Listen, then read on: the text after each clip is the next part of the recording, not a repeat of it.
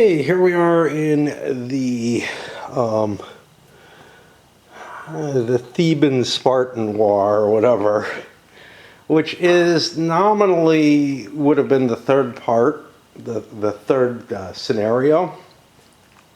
But because I quit the interwar, I decided to do this from its actual starting point instead. And it started out much more interesting. However, Thebes got off to a really strong start, and I feel like they are really kicking the Spartans' asses around at this point. Now, that may be just sort of a combination of luck, bad or good strategy. Probably bad on the Spartans' point. I don't credit myself, but it also may have been that I made some errors because my mind state wasn't too good for the first turn or so of this one. However, what we do really see is that the game can become heavily unbalanced early on in a scenario.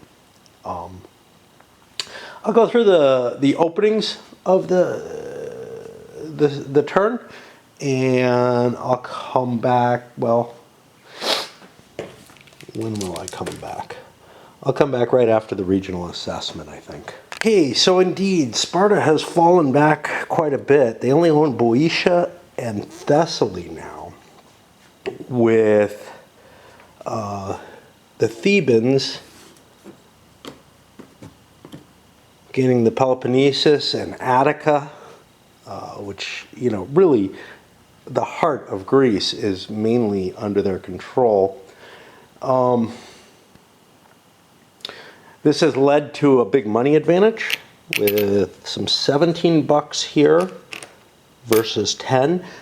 Thebes already had a money advantage before, but it's just accumulating. The money you get off the Olympics, it helps. It helps, balance things out a little bit, but it can't make up for the kind of steamrolling we're seeing. I will play the King's Peace part of it. I may end up quitting this scenario because, again, like the last series of scenarios, this one may be just going completely off the rails, right? In terms of one person is just getting too strong. And that happens in some games, right? Somebody is just steamrolling the other player. It's no fun to finish it unless, well, with some detailed simulations, I find that fun because I want to see how the system, etc., reacts to that kind of situation. Here I know what it's going to do, right? It's just going to continually spiral worse and worse. There's no real catch-up mechanism beyond the Olympics. We look at these. Sparta is still holding the advantage over here on these. But we have the hoplite reset, which is going to go high-low. But Thebes has a siege, so they lose a point. However, in terms of big cities, Thebes has a big city. No one else does. Megalopolis, whatever, so they gain one. So it ends up a wash there. Navy strength. Athens feels like, or Sparta feels like they just can't compete. They're not going to spend it all. The question is Thebes going to spend a couple of bucks to increase a navy point? In the long run, that can get me up to here, which could be useful. I'm going to spend my $2 for that. Recruitment. Well, here's another $2 purchase coming out. And immediately, that money advantage starts disappearing, right? And I take the Attica cav, but that gets me a cube over here.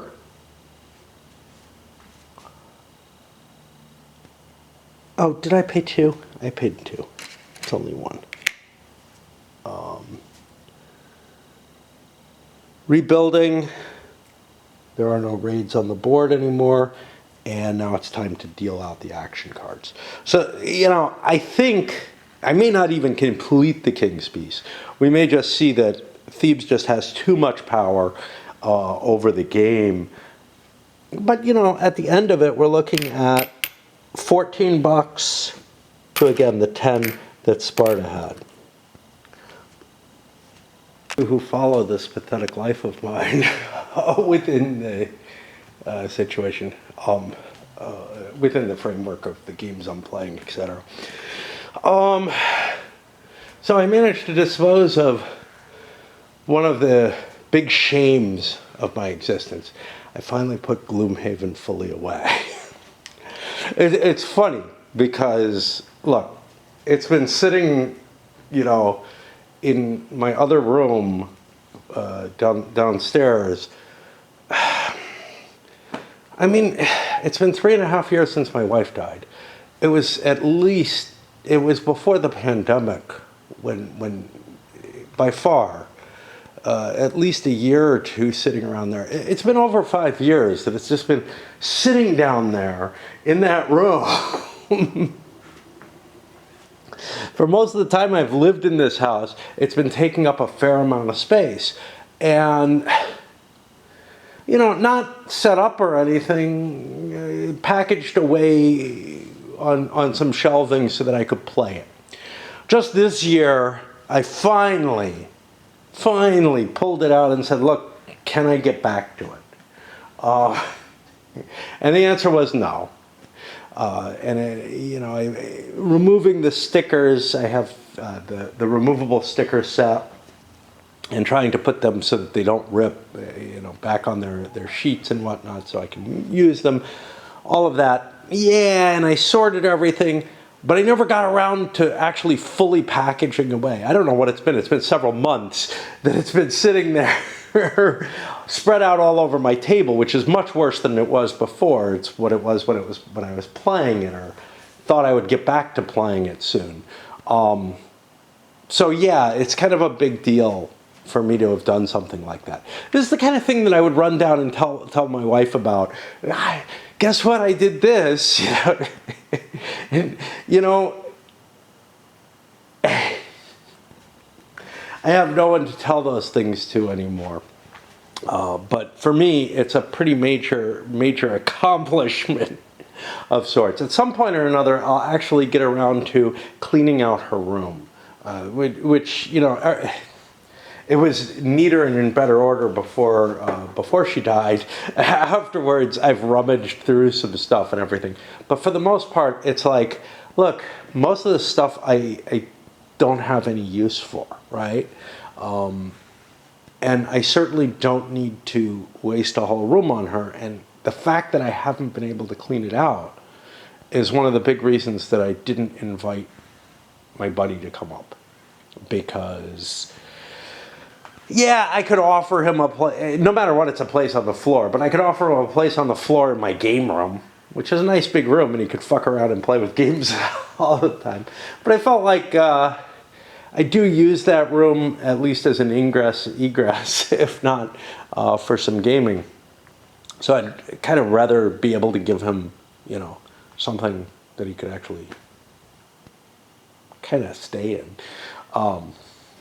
But yeah, so that's kind of a big deal for me to have actually taken a step on something like this.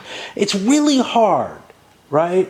Why? Well, I'm not sure why the cleaning up has been hard. I don't understand that.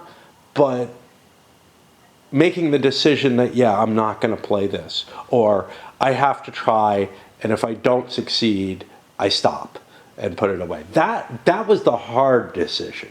But it still took me several months, to get around to, let's actually put it away. So I can use this fucking room if I want to, which I might want to. Like, the next thing I'm going to play is going to be a relatively big thing. It also gets kind of hot up here in the summer. All of which are reasons that I really ought to have that room available. Yeah, here it is, I don't know, somewhere around 2 in the morning on Thursday. And I'm at I did my raid, I took a little nap, watched some videos, did a little bit more raid. And I'm like, I have like a half hour or so to blow. Convince myself I'm going to force myself to come up here and play a little bit more. And this is some of the issue. This kind of game with its fast pace doesn't really engage quite that well when you wander away in between card plays and whatnot. But that's what my life is right now. And also I'm forcing myself to come up. I'm not going to be able to think as well and whatever, and there's a decent amount of, at least balancing out what are the places you want to hit in the game, as opposed to, if I'm playing, I don't know, some big, more traditional military game where I force myself up, and any blunders I make are probably going to be relatively low impact, right? Like, I don't know, maybe I use the wrong, I make a lower odds attack or whatever. Especially, my thoughts are kind of on the tactical side of things because I did the banish all their fears recently, where it's like, yeah, but that's so random anyway. It doesn't matter. All right, let's give this a shot. Looking through my cards and found I have a really nasty one. This oligarch's murdered. Remove an influence from up to 2 Spartan-controlled polis, maximum of one space per region. That's not good. Sparta must spend a favor to get some stuff. Yeah. These are generally not that potent. Fortifications. The remainder of the game deploying a hot blight in Boeotia or Attica costs an additional 2 talents for the Spartan player. Ooh, unless triggering a battle. That's not good. And a lot of nasties coming in here. But that oligarch's card reminded me. I had mentioned I wasn't sure if the Spartan kings were hereditary at all. I thought they weren't. Well, they are. There were 2 families that provided all the kings. Now, I don't know if it was one from each family or what. I didn't look that much, but I was curious enough to look it up because I was watching a video on why are the Spartans, so kick-ass, basically. Yeah, I'm delaying. It's hard, man. I think I know what I want to play. I think it's this Veteran Warriors, which allows me to promote my cavalry and get rid of this cube. Beyond that, though, I haven't really thought about, do I need to do so? It's very hard to dislodge an already established siege. So that doesn't seem like a great choice. I'm probably better off pursuing something elsewhere. But I haven't figured out what and where. Looking at my leaders, he just gives me a talent, which is good. Reduction of strength loss. When starting a siege with a hoplite, you may spend 2 talents and roll to siege immediately. But I probably won't survive to start a siege. I have less battle cards. My combat situation, I'm slightly advantaged. I don't like the fact that I lost the Peloponnesus. Wow. That does suck. You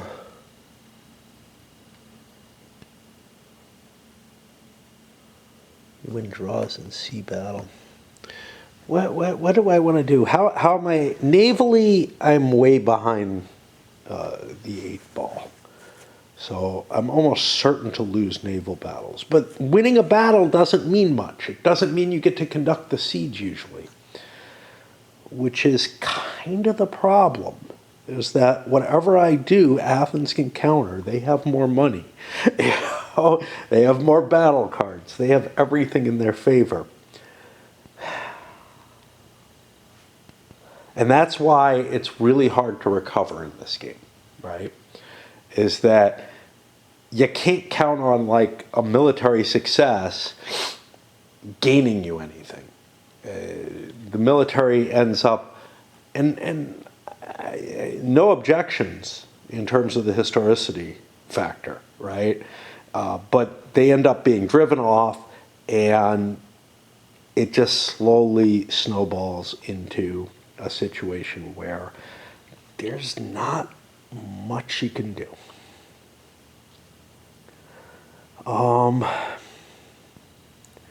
Yeah, and the only place I can come out of is Sparta. I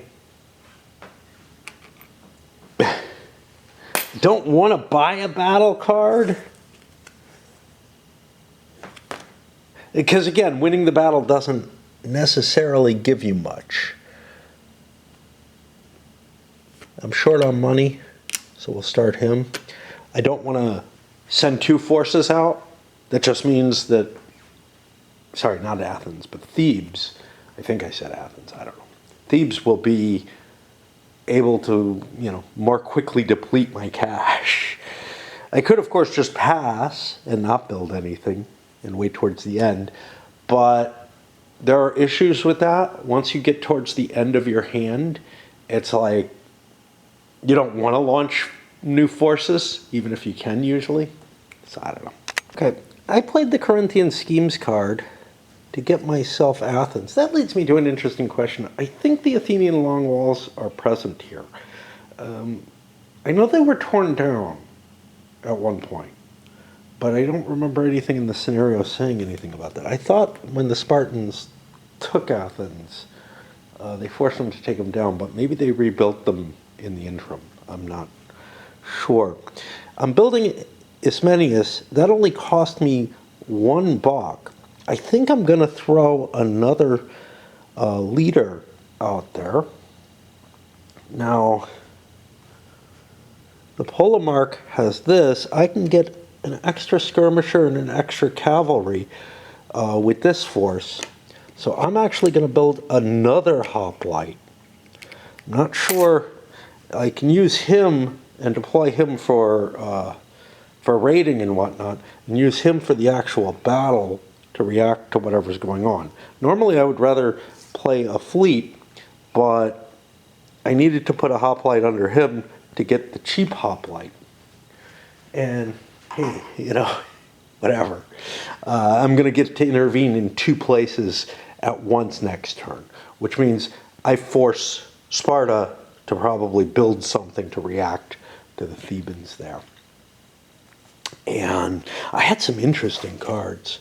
The Deep Phalanx here, I can use this in a battle. It'll throw my card away. And now see here, it says +1 if you're Athenian. This is only in the King's Peace. It's if you're Thebes.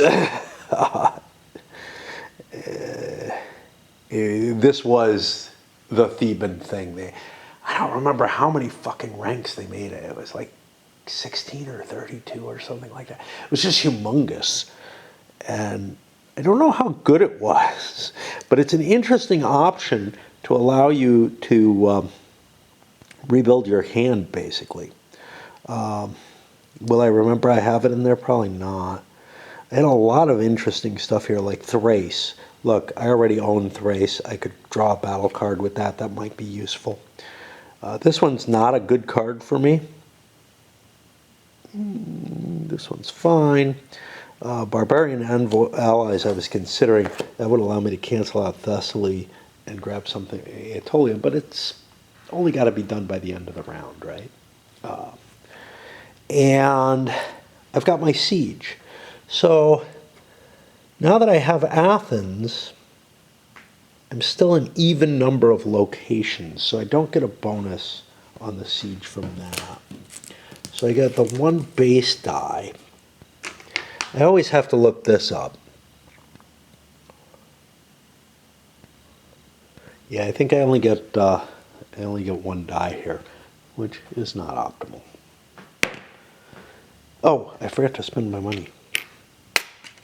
Gotta do that. I feel poor now. Like I'm as poor as Sparta after raising 2 armies and conducting a siege. But yeah, I was hoping to just take that. Alright, we'll do another card, I guess. Sparta played a starvation. That forced Thebes to throw a card away. And yeah, I make the mistake of Athens Thebes as well. This is Thebes. They are the power in this game. And I don't know if I could have rebought that. I don't own Sparta, but I get that no matter what. I wouldn't have. I have the advantage, so I guess I'm okay. I say I guess. And then I'm sieging this. It's sort of a high-end thing to try to siege a 2-point city, especially with the limited money I have. And I built myself a fleet because he's got a slight advantage in fleet combat, and he also, I don't know. I'm kind of going in the opposite direction, trying to challenge Thebes at sea, where they didn't build anything, but they can just build a navy and beat me up. And yeah, I'm just kind of without any options here. And then, what do we go with? I deployed there. I went that. That's all I do. I go to the Theban. So I played this to reinvigorate Thebes. If I can get Thebes filled up, and I don't know if my cards allow that, that would give me control of Boeotia again. Marching up here to threaten that. He's got no reaction in play, so he pretty much is just going to let me take it. But I'm also countering his move there.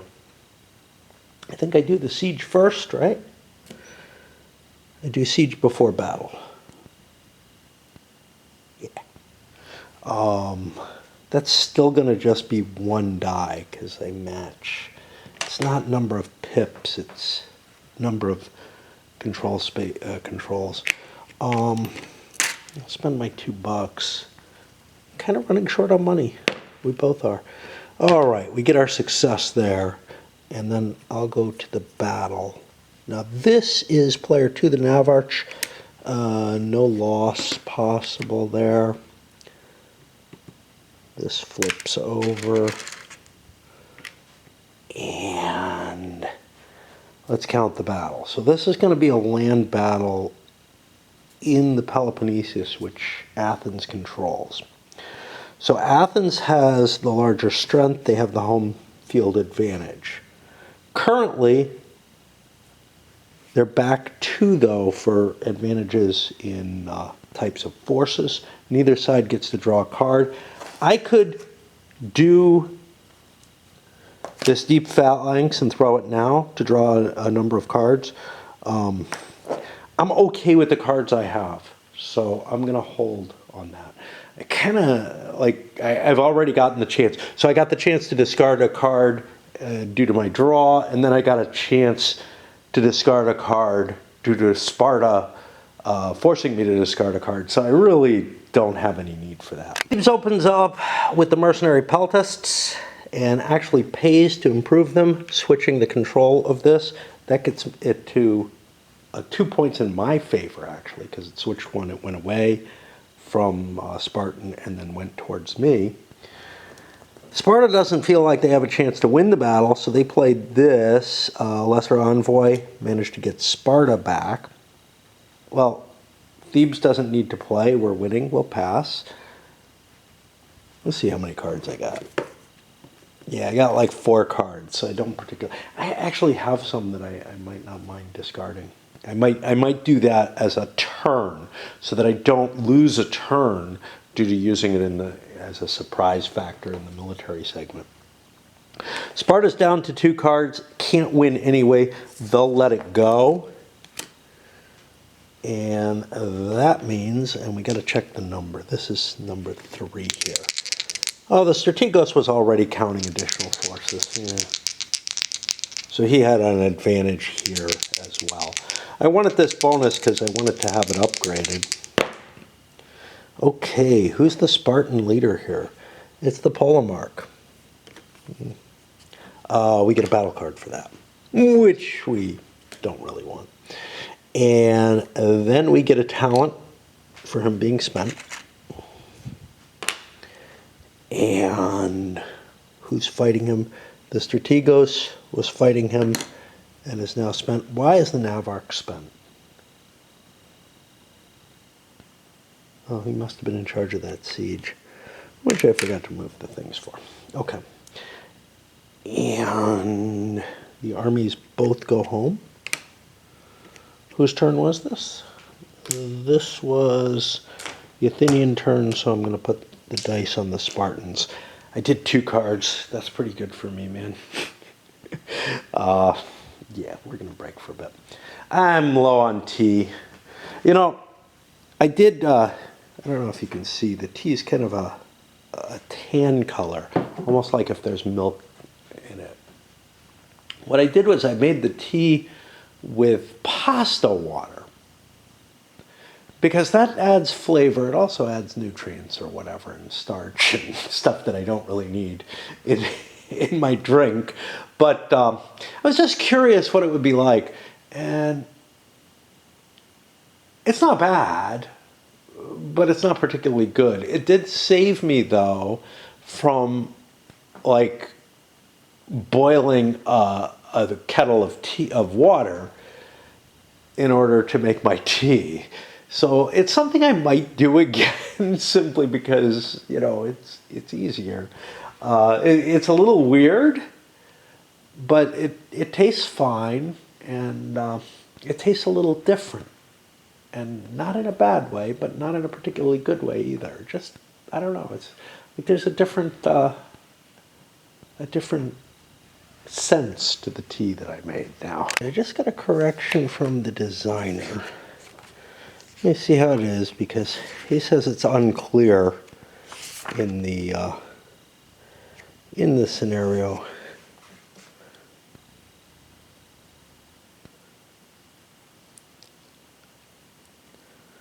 Yeah, it's left out.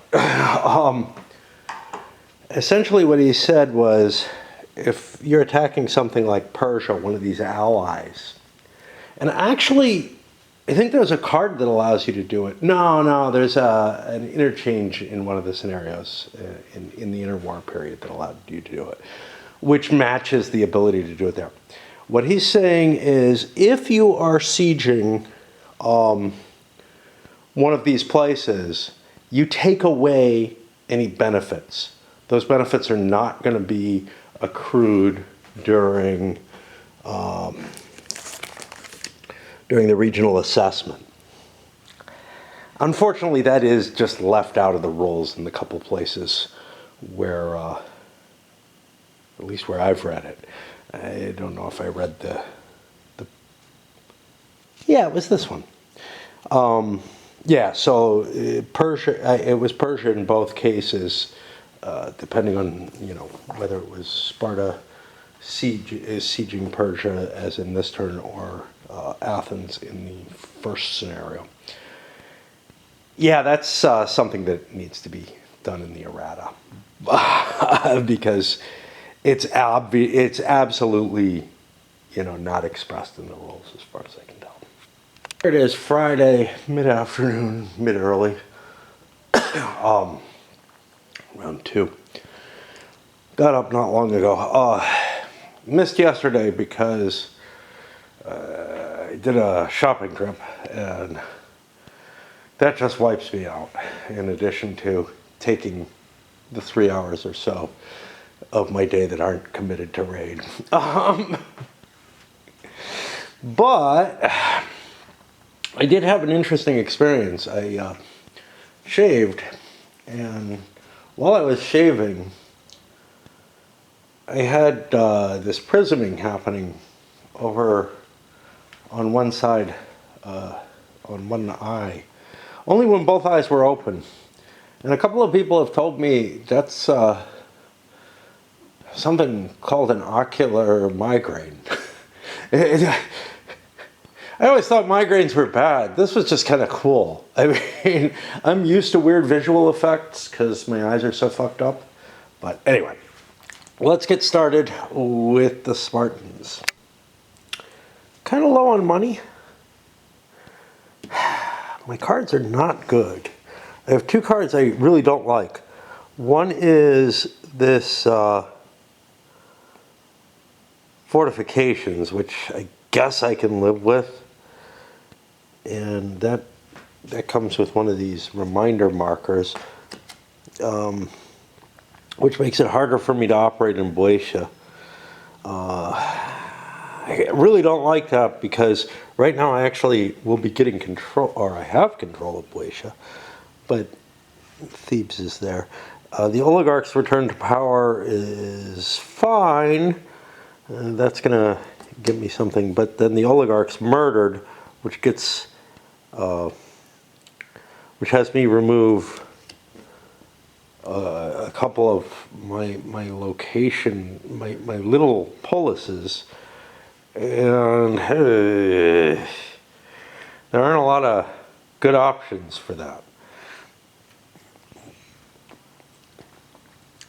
If this siege is underway, you know what? Screw it. Hold on. What I chose was dumb. I played something that cost me a favor to do stuff. Actually, I can avoid some of the bad effects here if I play the oligarch's murdered now. I can take this away before he starts sieging it. Once he starts sieging it, I can't do that. Remove an influence from that one. Now I still have to remove an influence from another one, which is not necessarily optimal, but I don't like this because it evens it out. But like I said, I could grab the Ionian coast. Okay, so I'll take this one out. And I sent a fleet over here to Milos in order to do its raiding and whatnot. And see, this is the thing, like that card, it took a while to kind of understand the interactions and what that could do for me, and the fact that now I have taken the Theban turn away from them where they went there. They could still attack that, but then they'd have to give it to me if they raided or siege it. So they're pretty much I've neutralized the act of their turn. I decided I don't have a lot of cash. I'm going to maintain that in order to, I guess, oppose a Theban act. But it's always a hard choice. But I'd like to hold cash so that I can do other things. So I'm going to undertake this and nothing else. And he doesn't have any particular benefit except reducing strength loss. Thebes is set up so that they actually can't react to that. Why'd they do that? I guess because they don't have a lot of money either. Plays the Odyssean Kingdom to draw a battle card, giving them even more of their depth of advantage in terms of that. I'm also not building a force. My money's low. I too want to be able to react to the Spartan actions. And here's the thing. There's still 3 cards left in the turn for each of us. So there's still an opportunity to do stuff. The next card, we're starting to cut it close because it becomes hard to siege anything. I withdrew from here with no real advantage for that. So I opened things up with a raid. That gave me a buck, which gives me enough to do a little bit more, but I'm still holding off this turn. I played this instead Cyclades and Ionian Coast instead of what I played before, which was Hellespont and Ionian Coast. Now I'm basically it's which one would I get to control? I'm going to hold off building another force. I rolled for the siege and forgot to pay the money. And got, I only get one die, so I got myself a loss to the army strength. Which is part of why I didn't want to spend the money, right? Now I'm as poor as Thebes is. Thebes plays Barbarian Allies, getting themselves, at the cost of a favor, a couple of these. And, I mean, that gives them two areas, Thessaly and Aetolia. So that's pretty cool, although Aetolia, to get the fleet for it, I'd have to pay $1. And I have big fleet advantage right now. I also committed a hoplite army to mobilize and do something for next turn. That probably forces Sparta to react.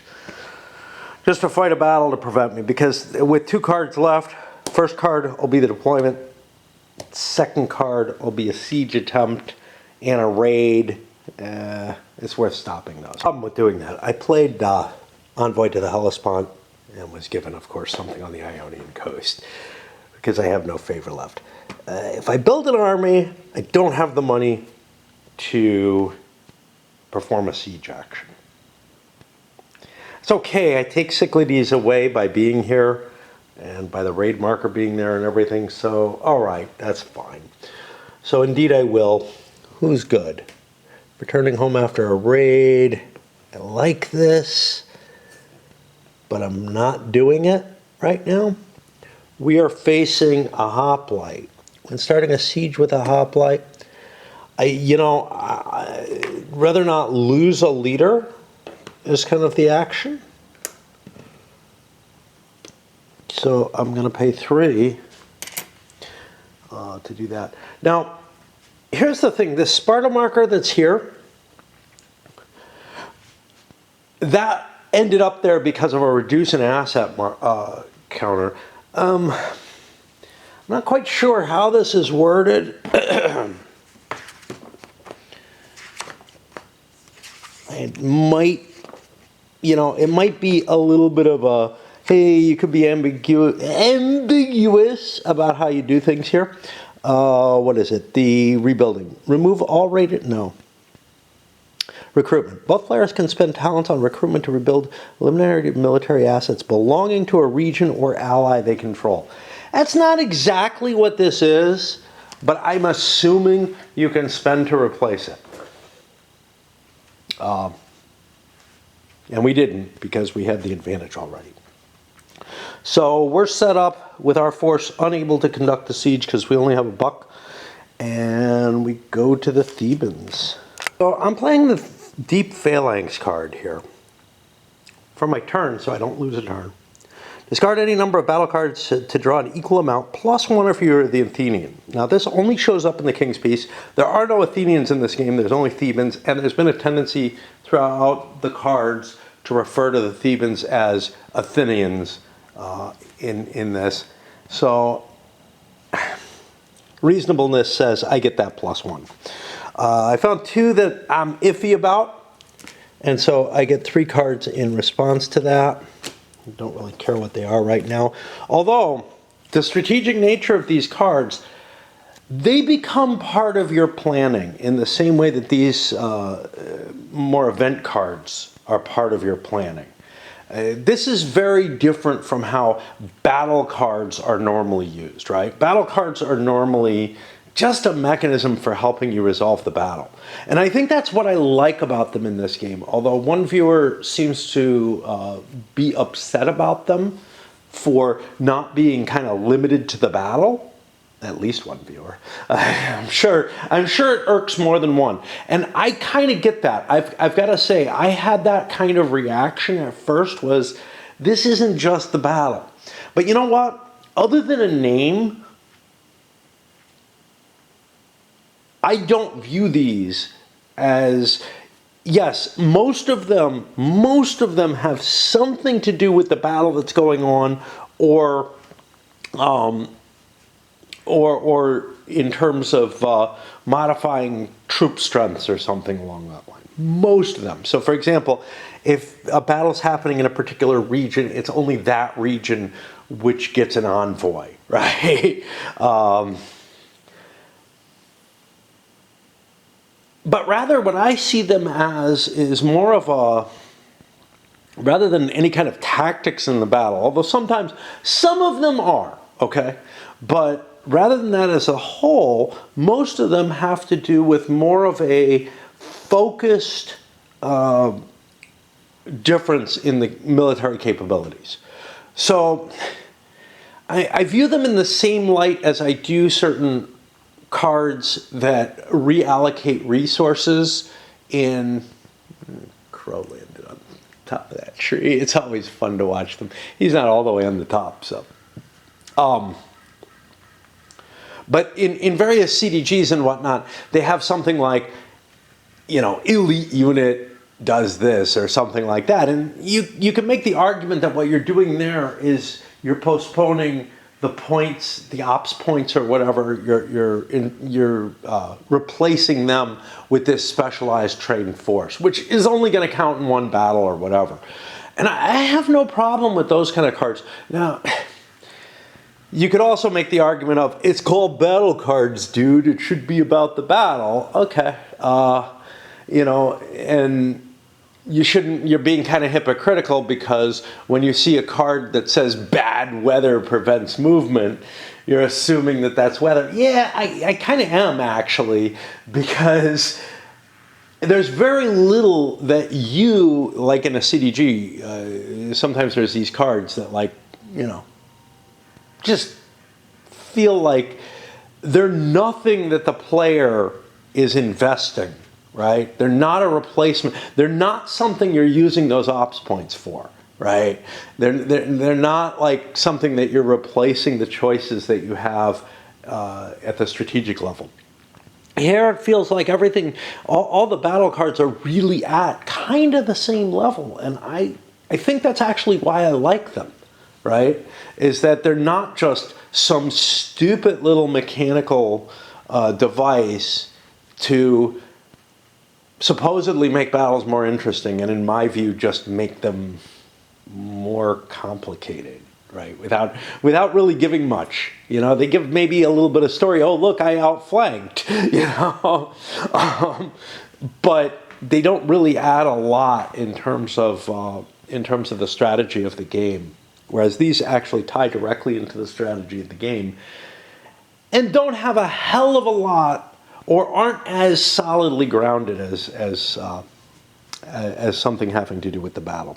Anyway, I just feel like it has some need to speak to, because I do understand that initial, like, well, wait, these aren't the thing that they're being called exactly. Yeah, but what do you want to call them? You know, they're played during a battle, and they're played much like other games which have battle cards, but they have a broader influence and they affect your strategic decision making. All right, I think I've done everything. We moved into here with Iphicrates, and Sparta gets to respond. Why does Sparta have a fleet? What the hell did I do? Why did I build a fucking fleet? That makes no sense. Let me reverse that.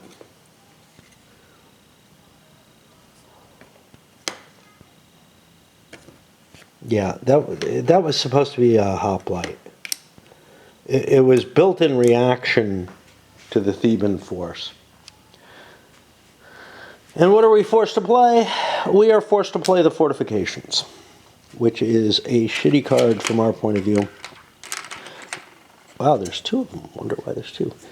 For the remainder of the game, deploying a hoplite in Boeotia or Attica costs an additional 2 talents for the Spartan unless triggering a battle. What that means is, and that's why there's two. One for Boeotia and one for Attica. What that means is it's just going to be harder for me to capture anything over in those areas, and that's painful, to be honest. I'll put this over here in case I need to look it up. And March, March, March. I am allowed to go there without paying that extra, what is it, 2 talents? Yeah, good luck having those. I mean, favor too. I mean, it doesn't matter. Right now, talents are very rare, though. Unlike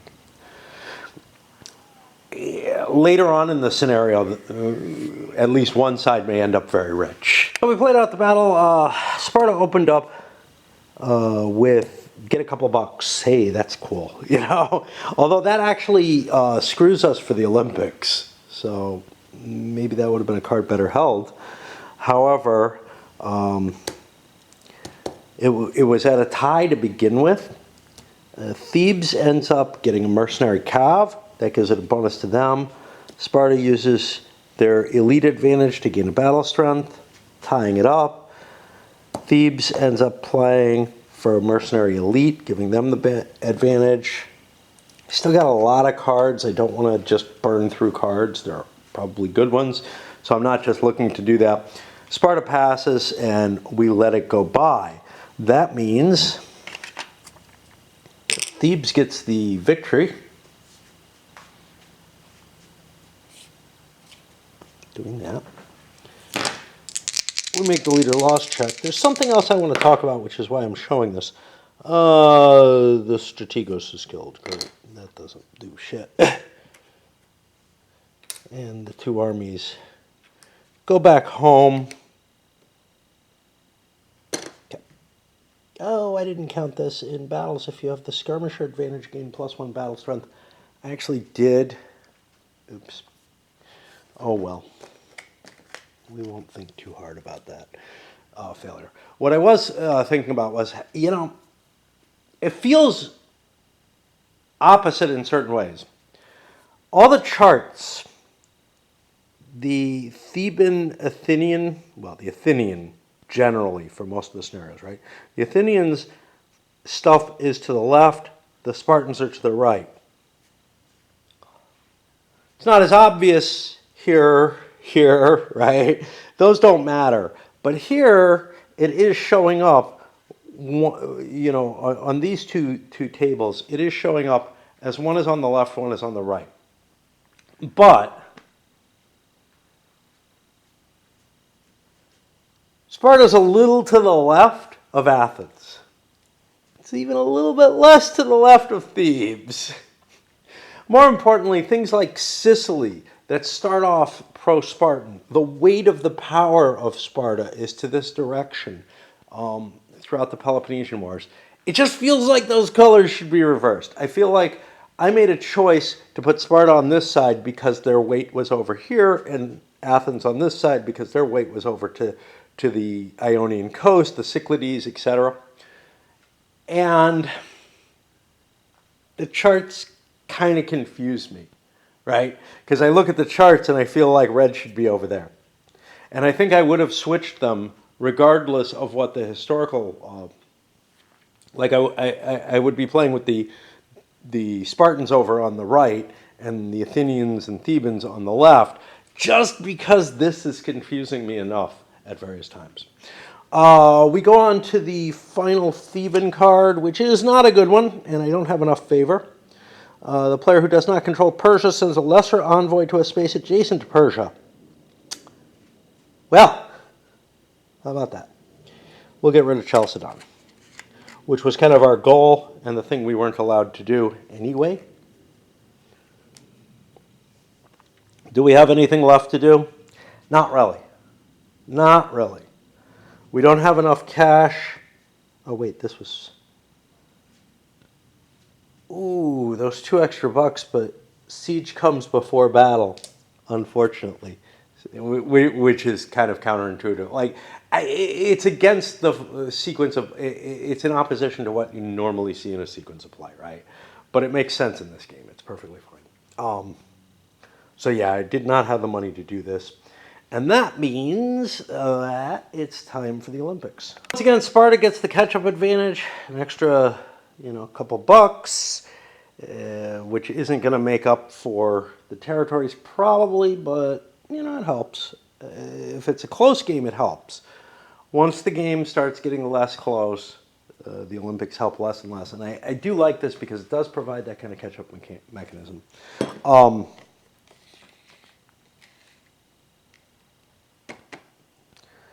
But there was something else I wanted to talk about here. Oh yeah, they would have gotten all of the wins if they hadn't played that battle card. And that just shows how far behind they are. And if you're that far behind, chances are you're losing the game, Okay, and we get the favor. Again, getting the most wins in here makes it more likely that you'll gain the favor. And that's another catch-up mechanism. I really like this a lot better. The other side of it is like, do you want... First of all, you get less money. But the winning player gets to choose between a favor and a buck and $2. And the loser gets the other side of that. Now, the favor is probably the more valuable thing, but it doesn't have anywhere near the same kind of catch-up mechanism. I think this is really beautiful. It gives totally different results, but ones that I see as highly, highly advantageous to the game, and that help prevent it from snowballing into, a catastrophic situation. The first game I played, it took a while. It took, going through... It really took the entirety of the First Peloponnesian War to get Sparta to a position where they were really strong enough, and then the interphase didn't do anything to fix that they were really strong enough that I felt like it was a foregone... Looking back now, I feel like it was a foregone conclusion they were just going to win. And in this one, I feel like it's a foregone conclusion that Thebes is going to win at this point. I've got a little bit more knowledge of the game, etc. And I don't mind that in the course of a scenario, it gets that unbalanced. But in the course of the campaign, that unbalance needs to be handled. This is one of the few factors in this game that actually helps mitigate the kind of advantages you can accrue just by being ahead. Now, obviously, look, there's a fair amount of swinginess in the cards, and that can definitely cause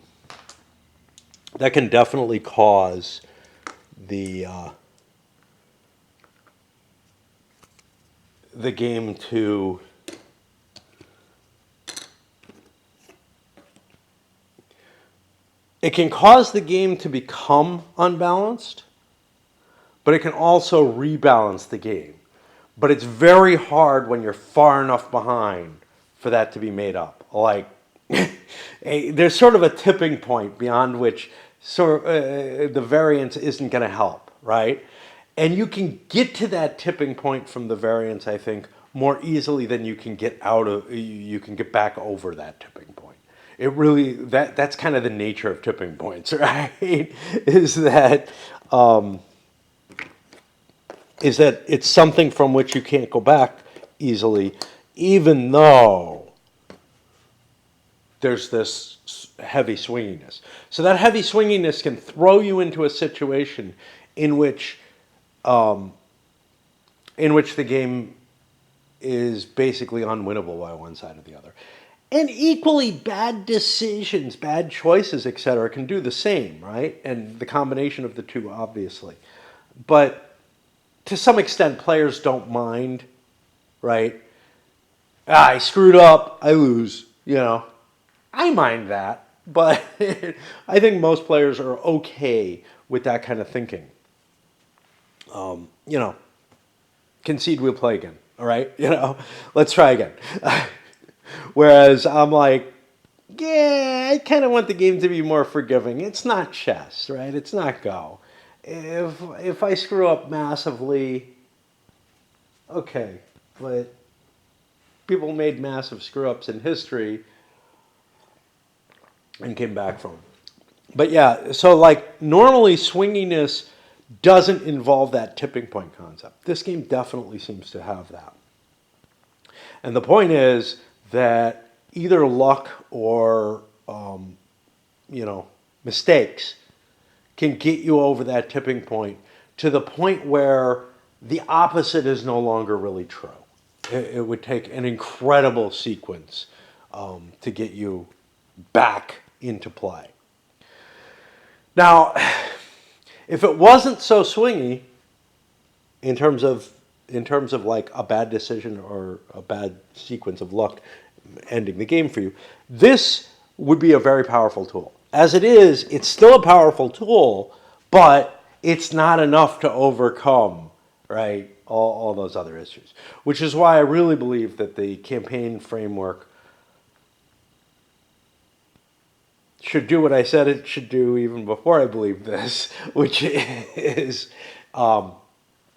try to recreate the historical disadvantage for the winner of the last sequence of wars. How much of one, I don't know. Honestly, if you go strictly historical, it should be kind of to your disadvantage to have won the last war. Like if you look at it, right? First Peloponnesian War, Athens came out on top pretty heavily. Second Peloponnesian War, they were completely destroyed. Theban War, if you want to follow up the Second Peloponnesian with the Theban War, just to show the story of Sparta, right, more than the Peloponnesian Wars, which seems weird, right? But if you want to do that, and they are all close together, that was very much a reaction against Sparta to the extent that, Sparta was basically beaten back pretty heavily in this period. And, but there's something somewhat dissatisfying about, hey, I won the last scenario. I don't mind that, like, I'm paying a higher tax rate on what I gained, but I kind of don't like that I'm starting losing the scenario. I think actually Pendragon did something like that, where it wasn't necessarily to your advantage to have won the last scenario. Bad things happened to the winner of the scenario in much the way that I'm kind of saying, yeah, that may be going a little too far into the historical, trying to make things historically accurate. But on the other hand, maybe it's kind of cool,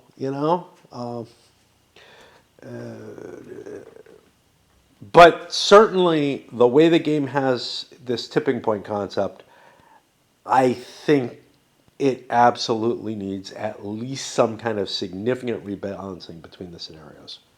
Lots of shakeups, despite what I'm saying about it becoming kind of past the tipping point. It still feels that way, but let's talk about it. Gained the Ionian coast, but I lost Thessaly. You can see Thebes gained Thessaly and Aetolia, but not only did they lose the Ionian coast, which I think they had, that may have been tied.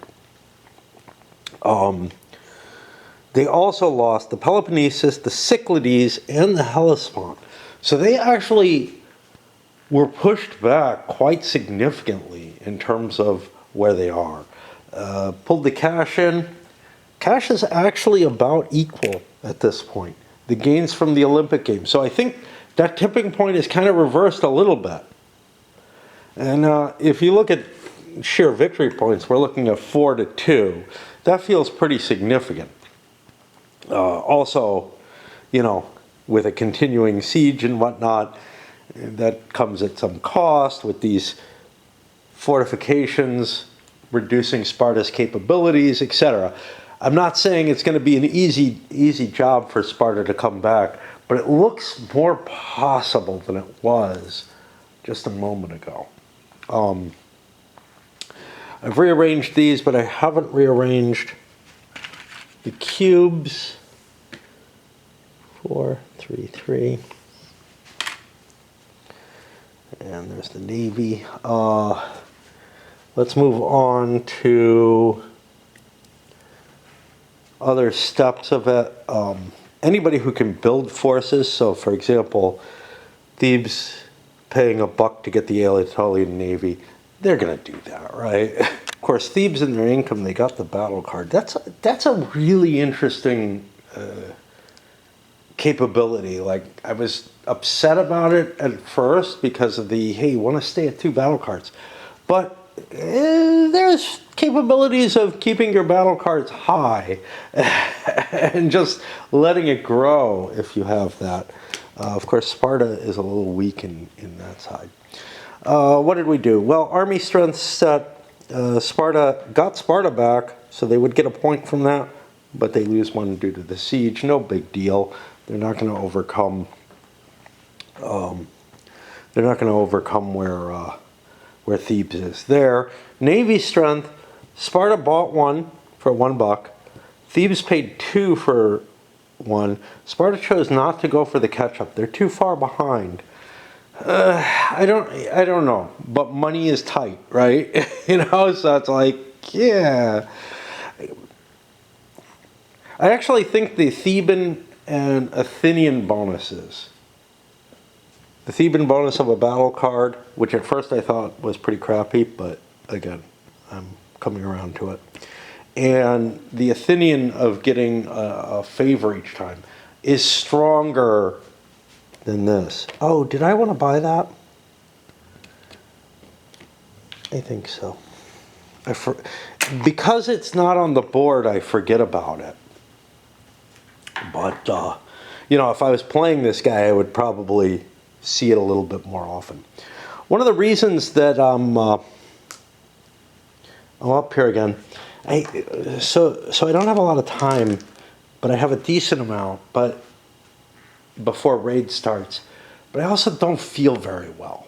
Like, if you recall, I was sick earlier this week. I was feeling well, but then shopping, like, wow. It is a massive taxation on my body. And it didn't used to be this bad, but it gets worse during the summertime. There's no question of that. It's much harder, And we're only talking like 80 degrees or so, but hauling the cart up the hill. The rest of it's fine.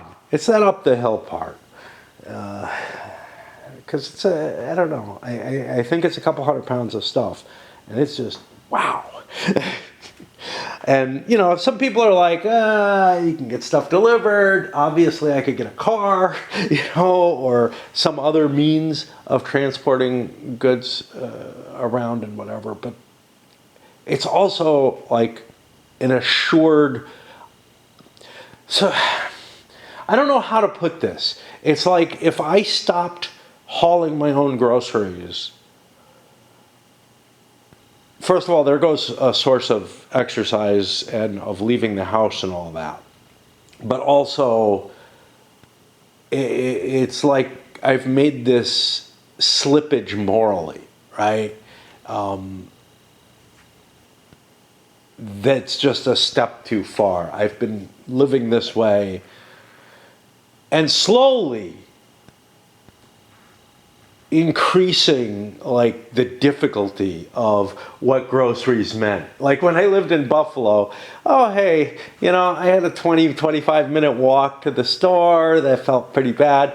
I moved with my first wife to right near Kenmore, which is a suburb of Buffalo. And we were like 5 minutes from the supermarket walk, right? And that happened to happen at a really bad time in my life. But I don't blame it for what happened with my life. I blame Mars for that, but that's something different. But it was kind of a wow. But, then when I moved in with my dad for a while, it was like, again, a 20, 25-minute walk, but a very pleasant one, to the supermarket and back. And I would walk with him. I very seldomly went when he drove to go to the supermarket. I started really I don't know. I would get gas for him and he would go do the shopping, because he hated getting gas and I hate going shopping. Or I really did at that point. But when I moved to Eugene the first time, it was like so there was the market of no choice is that's 25 minutes from me now, was 35 minutes from where I lived, and on my route home from school. So I could grab stuff from there regularly without it being a big deal at all. But to do shopping for real food, because that place doesn't have what I need for the most part, it was about a 45-minute walk. Although I did end up trimming the walk home back by walking along the highway and cutting through a pasture, which was kind of cool. But then when I moved to Phoenix, the shortest place that I could go shopping was 45 minutes away. And I ended up settling on a place that was about an hour and 15 minutes, which is about what I've got now. Now, when I first moved back to Eugene, I moved into a situation that was 20, 25 minutes. But none of it matters, right? The big deal here is just if I gave that up, if when I was driving to go shopping in Phoenix, which while the short period that I had a car, I would use it to do my shopping, and I think it was negatively affecting me in certain ways. Obviously this negatively affects me too. It's physically demanding and whatnot, but I also think that I need that extra exercise, because otherwise it's just my dancing every week. Here I am, back at the game after doing a book review thing. And let's see, it's Saturday night, not too late. I'm usually not up here on Saturdays. Last week, I think I evaded Sunday as well, but I was sick. But I got a ride home. I got one home last week too. And that, I'm in much better shape, even just mentally, when I get a ride home. And when I say mentally, I just mean my brain is working a little better. I don't mean emotionally or anything like that. I started looking through the Spartan cards, and I came up upon one. I've run across this a couple of times. So this says, spend one favor to send a greater envoy to Phirai. I don't know. Whatever. And it would be helpful, and I just checked to make sure there wasn't already a clue here. It would be helpful to tell me which region it's in. But if not wanting to put the words for a region, even just the symbol of the region would have been helpful. Now, look, obviously this isn't something, that's going to change within the game. The game's probably not going to get a reprint where some kind of decision like that is made. There's, just so many games coming out that very few of them qualify for that kind of treatment. But for any, budding designers out there or whatever, it is often helpful. And this is the kind of thing that I would have kind of thought maybe this would come out in playtesting or whatever. That kind of, hey, there really ought to be a clue there. Because the actual locations, unless you're really, really, embedded in this world in your own mind. Look, I missed one here. This is odd. I'm worried that I have an extra leader, perhaps for Thebes, because I didn't put him on there. But apparently I got Lucius in place, which I don't know. Could I have been one behind? And maybe like Ippocrates should have been there before? No, I had him. Interesting. Anyway, I'll get to the play. The big thing we're interested in here is whether that snowballing has been reversed. Whether Sparta not necessarily can win the game, but can make it more competitive.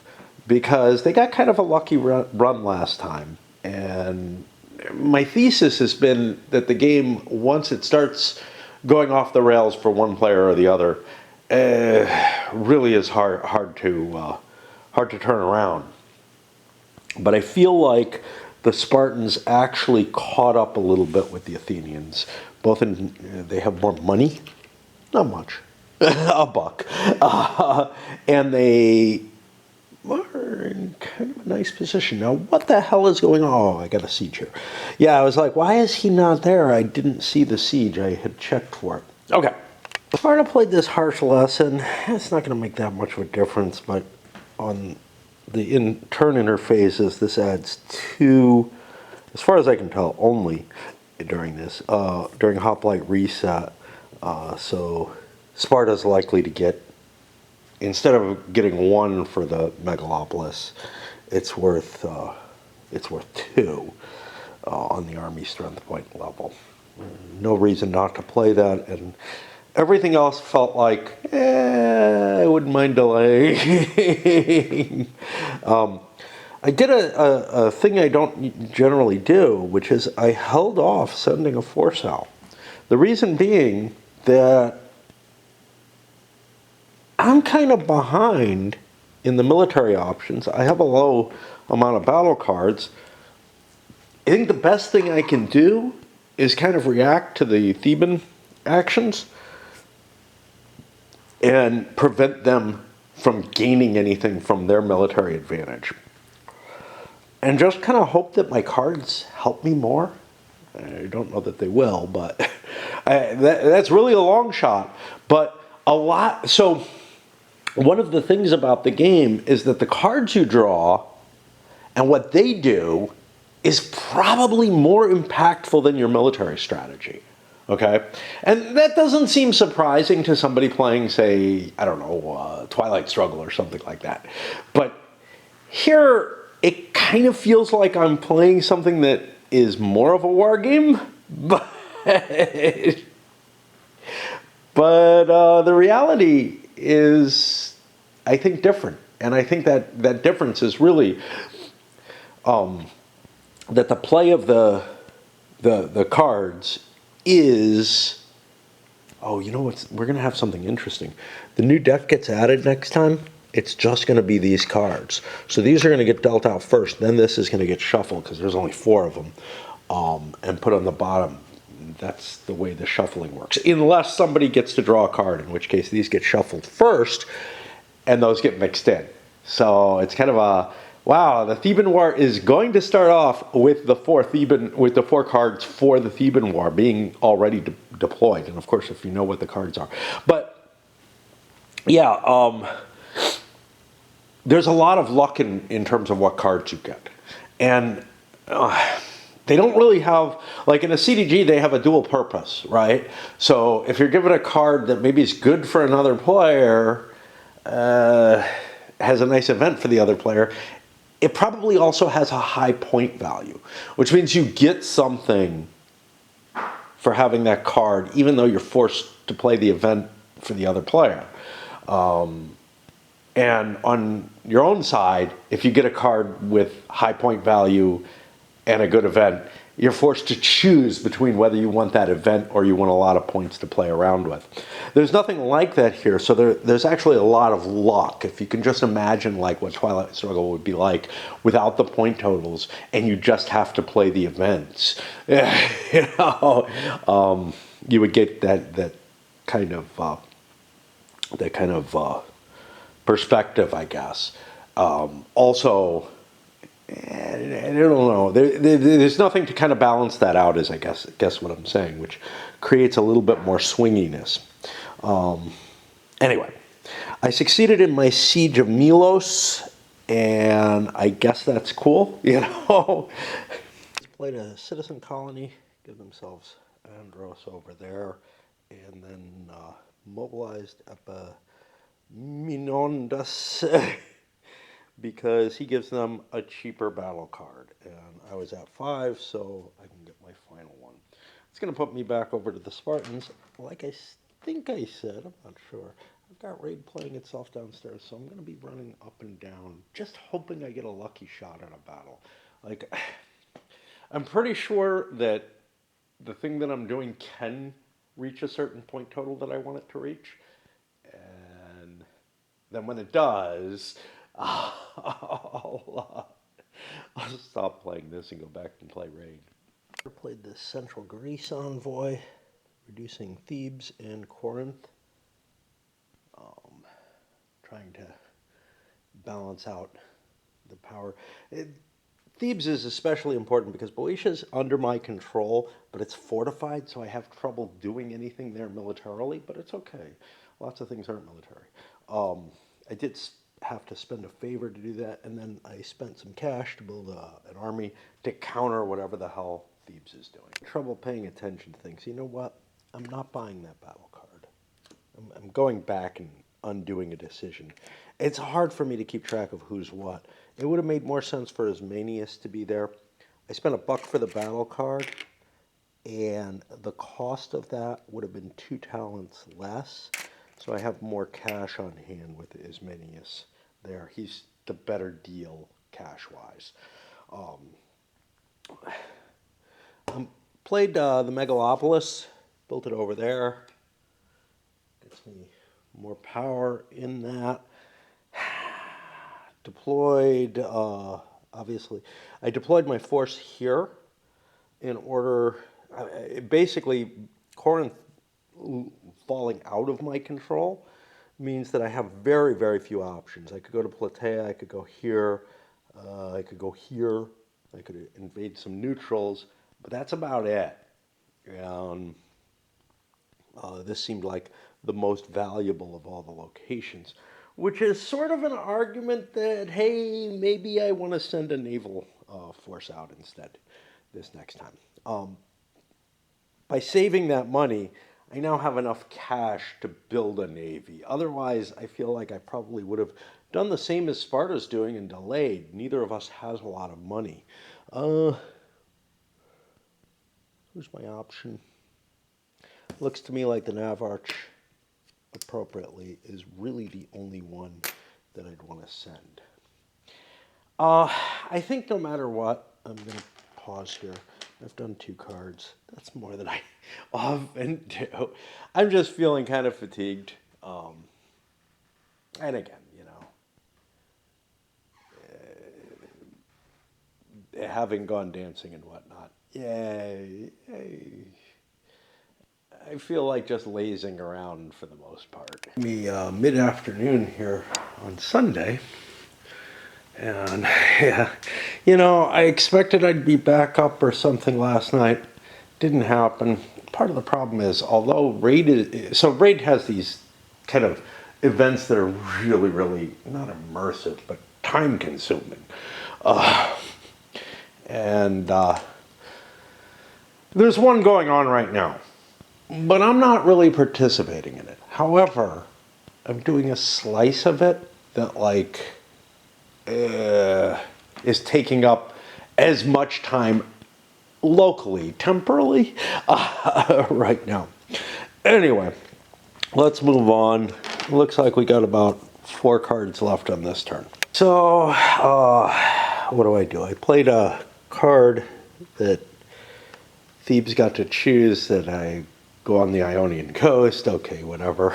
It's kind of I don't have any favor is the issue. And I'm probably not going to gain any because I'm not going to win any battles. I launched my defense here, throwing an army into play. And I'm building a navy, again, to counter what the Thebans are doing. The Thebans have $3 on me. They're going to get to do something. It'll be late in the turn, though. But not that late. So there's not a lot of choice that I have because I just don't have the money. And I'm out of my desperate times. And while I have this surprise descent, which is potent, and I might have wanted to do this, I feel like I have to counter the Theban moves. I managed to reduce one of the opponent's assets, but it's not enough to even get me to force them to play a card. However, they do play one, which was a lesser envoy. They grabbed Corinth with that,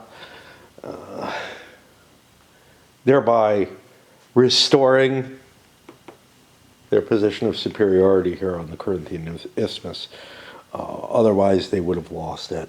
But yeah, it's just I still got to worry about Boeotia I could regain. That puts me back over to the Thebans. Thebans, Northern Envoy got me Chalcidice and some additional power in Thessaly for a favor. I don't really like spending the favor, but I wanted to make sure I got this extra money. The money's highly important right now. That'll swing Boeotia if I end up at least raiding it. Unlikely, because he's already got a fleet to counter me, but whatever. And then I built myself a land army because I could play in Boeotia. I could actually play in the Peloponnesus and, force Sparta to be gone, which doesn't really do anything. It doesn't get rid of his taxation or anything, so it's not that important. What was the more important thing that I could do? I could come down and hit the Ionian coast and take that away. I'm more interested at this point in taking resources away from the Spartans than trying to gain additional resources for myself for the most part. Although, big chunk of money, real appealing. He uses the surprise descent to get themselves another buck, which allowed them to buy a counter to the Theban action, whatever that may end up being. Bare bones here, but I've got them wiped out. I'm not going to gain anything. My cards aren't good, so I'm not gonna gain position due to the cards. And launched the attack here. We take a quick look at the attack. Boeotia is in my hands. However, fleet strength, navy strength, and number of fleets swings it in this direction. I do get a battle card, so I get to keep getting that free battle card recycled, which is something Thebes is not getting. I think I keep forgetting. I think Thebes actually already had one of these, and I forgot to reduce this as well for the last one. And then this one, same thing happens. Oh.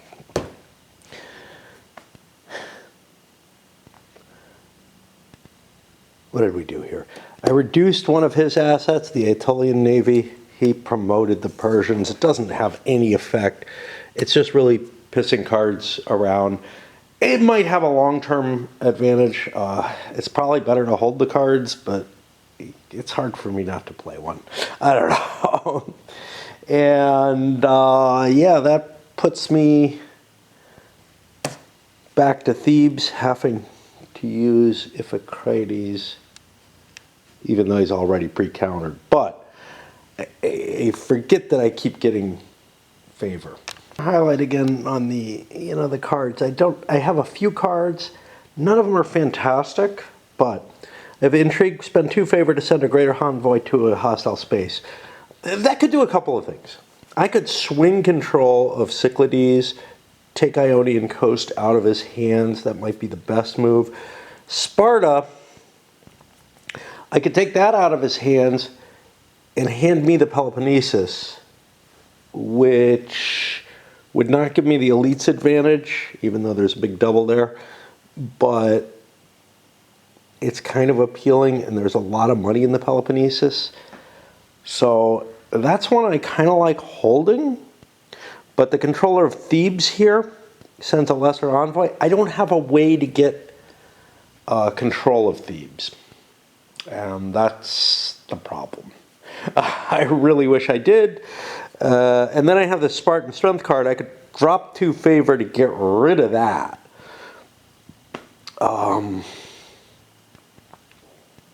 I think the best thing is the Intrigue card, but given that I want to play that later, I'm going to play this and get myself a favor. But it's just, you know, there's a sort of complex interplay of the order you want to play the cards, of what you want them to do, what you have them kind of reserved for. As to doing stuff, I don't have any money. Iphicrates, what does he want to do if that is the case? If I'm going for there, taking something away makes sense. And this is easier for me to siege if it comes down to it. I can get there because I have Persia. And that's about it. This was just 3 cards, and you could see the decision making was kind of complex. When you're at 6, it gets really hefty, which is one of the reasons I wander away after playing a card to Versailles. So let's take a peek at this. This is not a bad card at all. This one, however, is, and I would rather not play it yet. Although actually it's not causing any harm anymore. Yeah, so I want to hold this. This is the more interesting. I'll play this one. That'll give him a naval strength for Persia. Great, whatever. And then I respond. Again, he's still not down to 4 or to 2 cards. So I get a card. And what is our battle strength here? The Ionian Coast is pro me, as the Spartans, but strength of armies knocks that down. It's going to be at even, so it's going to rely on the battle cards because these are split right now. Careful with the leaders.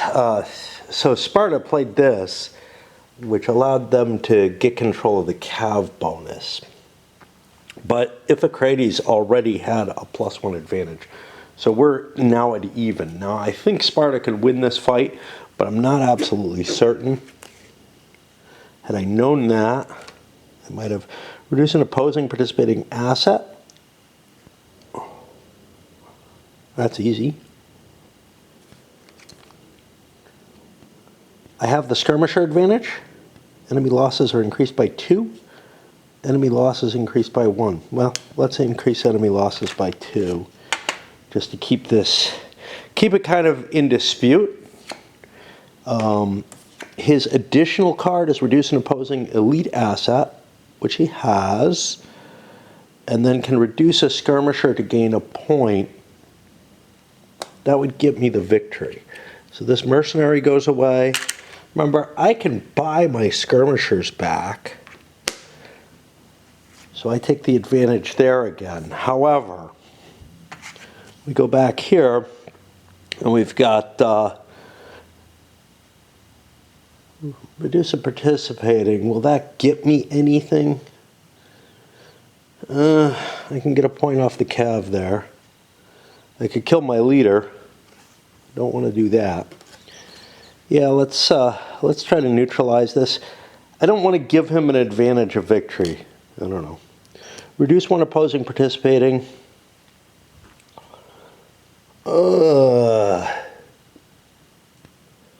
What do do we want to get rid of? Thessaly is going to go over to my hands, so I don't want to do that. So I'm going to drop Ionia instead. Normally, reducing a veteran unit is kind of advantageous because that's not a point that they can get back easily. It just costs $1 to get the other points back. We're out of cards. This is even, which means this goes away, and it's going to be a draw. Quick leader loss check, or whatever. If Acrates is promoted, that's kind of nice. And the Strategos is spent. Both go home. Once again, nothing happens due to the battle, basically. However, yeah, there was no victory, so both sides lose 1 point this time. And we're back on the second to last Theban turn, but they have no resources left. What I do is I grant the Spartans 3 battle cards, one of which they have to discard. And I go back to them. What are they doing? I don't have a favor, so I send a lesser envoy out here. Nothing else I can do. And likewise, final turn here. Intrigue, spend 2 favor to send a greater envoy to a hostile space. Still torn on this, right? Do I want the $3 and the veteran elites, which sounds pretty sweet, or do I want to deprive Sparta of even more resources? I like this too much. I have to spend 2 favor to do this. And that's again the end. That's going to put us over to the Olympic. Once again, Sparta has a pretty big advantage. Gets a lot of cash off of that. But that's okay. Oh. Goes to Athens. Or sorry, Thebes. See, I do the same thing. That was pretty unlikely. Alrighty. And that will get us out of the King's Peace, up into the Theban War. Last leaders go into play. I gotta remember these guys. When he becomes spent, regain your Desperate Times marker or gain a talent. That turns out to be pretty useful. Too bad, you know, it's pretty late in the turn. And Pelopidas. In land battles, you have the elite, count a +1 battle strength. I'm not going to have the elite very often, very likely. Although I do have a big jump towards it, so we'll see. So that's those. We have an interesting reshuffle, which is this is the deck. It's going to be 4 cards, and I talked about this before. These 4 cards are going to show up first, and then the rest of the deck gets reshuffled. And so a third of the cards we get are forced to be Theban War cards. And then we're never going to see anything from that period again, right? Now, this, you know, there's ways that a card could have had to have been drawn from here, which, not from there, from here, which would have reshuffled this whole thing and would have changed the entire dynamic of the turn. I'm always a little weird about, like, these mechanisms that, like, reshuffle the deck and everything. It feels like there's something gamey that's not really explainable. Right? When I look at an event-driven game like Europa Universalis, the real one, not the card-based one that's actually designed off the computer game, but the original that the computer game came from.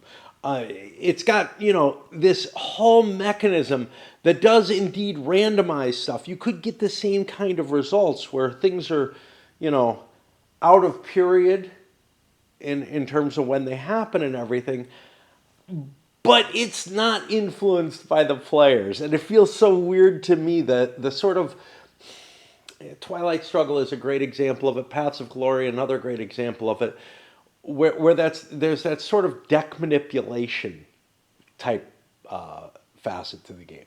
Now in this, I don't feel like there's a hell of a lot, because in general, unless you have a leader or some special effect, it's going to be very hard to do. You don't just have a capability to like withhold a card to make sure it doesn't go into the reshuffle or to shoot things into space or whatever.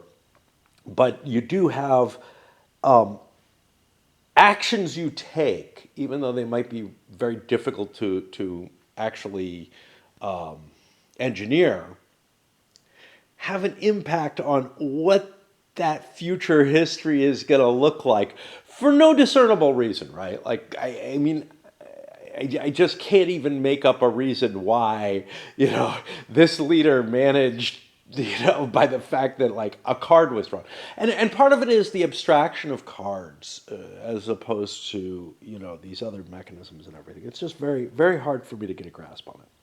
Okay, that's going to put us, I guess, at the beginning of the Theban War. I'm worried.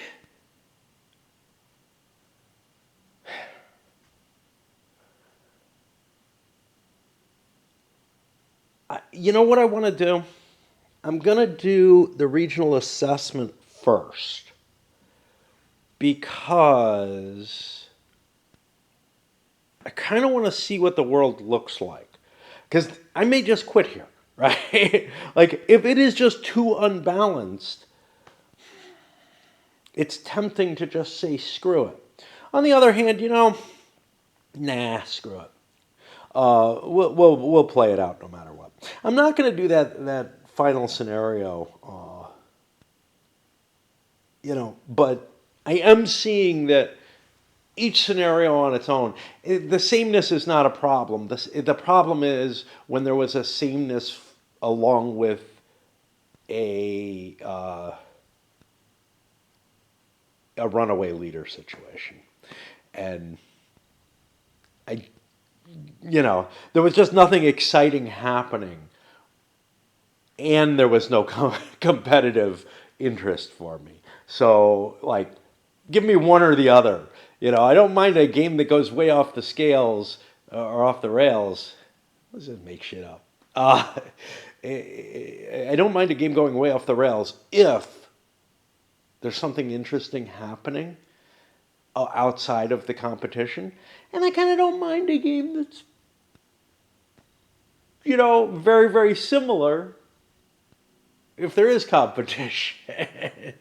And that really troubled me. Like, I was putting my thumb down saying, yeah, I didn't want to play another scenario because of the sameness. And it just didn't make sense to me, right? Like, I remember Plantagenet. There was a sameness to playing multiple scenarios of that, but it didn't bother me as a recent example. Honestly, a lot of war games have a lot of sameness to them, right? And a fair number of Euros, probably the ones I like the most, have a lot of sameness going on in them, because it takes a while for me to get into the flow of a game. And so it just seemed like such a weird thing for me to fixate on and say, yeah, I don't want to play anymore because it feels the same. It's not just that. It was that it felt the same and there was nothing else to drive the interest. Okay, let's send this up. I'll play that last period. Okay, so here we are in the Theban Sparta War. On the Theban War, last section of it, third section. And so far, Sparta's been getting the worst of it. We'll do the assessment, see what's going on there. One of the reasons that I'm continuing, not just because, hey, I don't mind, I'm kind of enjoying, but another is the game that I'm prepping, reading the rules for, First of all, it's weird as hell in a lot of ways. Like, a lot of things are very different about it already, and my brain just trying to wrap around those was having some issues. But I'm like, okay, what I'm going to do is I'm going to play, a little learning scenario to get sort of the basic understanding of how the mechanisms work. But now I've gotten to the truly innovative parts of the rule, and they are incomprehensible to me right now. Like, I have no grasp of what's really going on with them. I kind of vaguely understand. I'm not sure how they direct you the way they should, but it's like, whoa, I'm going to really struggle with this. And there's no little scenario for them. They're only in the big boat. Okay. Let's get a little bit of this set up, and we're not going to play too much because I got to start raiding again soon. It's a rainy day. I quite often complain about the rain, but this is like one. I don't remember yesterday, so I remember it being kind of pretty. So I think it was rainy in the morning, but today it's just been kind of drizzly all day, and that's fine. Every now and then, even a day or so a week, it's okay. It is a little odd this late in the year to still be seeing rainy days, though. Ah, shit. Yeah, I gotta call it. I'll tag this on the end of the last video. I just looked at it. Sparta has $8. Keeping control of Boeotia and Ionian coast, and of course Crete. Thebes, $17. They're desperate times, a couple of favor. Look at all the stuff they have. This is just going to be really such a blowout that I know how it feels when it gets this bad. For whatever reason, this scenario turned heavier than previous ones. I thought at some point that the Spartans were kind of gaining an advantage, but regaining some kind of control. But no, when this game snowballs, man, it goes hard. And it's, like I said, there's a tipping point aspect to it. And once you hit that tipping point, the game is no longer close enough balance, and it is really hard to undo that tipping point. And what would my cards be that would be so interesting? We know there's nothing in there. Let's just take a look, because these are normal cards. Exile aids opposing league. Spend 2 favor to place an enemy named leader and place it with your own. This is kind of cool. Not going to do it. Second Athenian League. If Athens does not have a favor, Athens isn't in the game. Then Athens may spend 1 favor to send a lesser, and this is only Theban.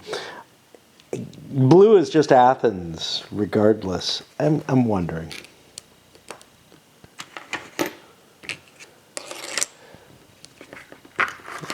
Oh, we're done. Yeah, they still have the Athenian picture on the back. I guess they're just, the anti-Sparta is always Athens or something. May spend a favor to send a lesser envoy to a non-hostile space in Hellespont. Repeat for the Ionian and then Cyclades. Yeah, this is a really powerful card. And them having control of it means it gets played. Greater envoy to Macedon. Macedon still exists. You can resolve control. I mean, even these couple of cards are showing the advantages swinging over to the Thebans. So, yeah, the fact that it was past the tipping point, there was a significant luck swing a couple of turns back for the Spartans. But it's easier to trigger the tipping point than to reverse it. And that's sort of the magic of tipping points, right? You think about climate change, you know, once there's certain stuff out there, yeah, it's just not gonna, it's not gonna undo, you know. Once those methane traps start releasing more and more, you're screwed. You know, and anyway, very similar situation here. Stupid battery is not doing what it should. I am going to call this, tag it on the end of the last video, and forget what I said about, yeah, we can play.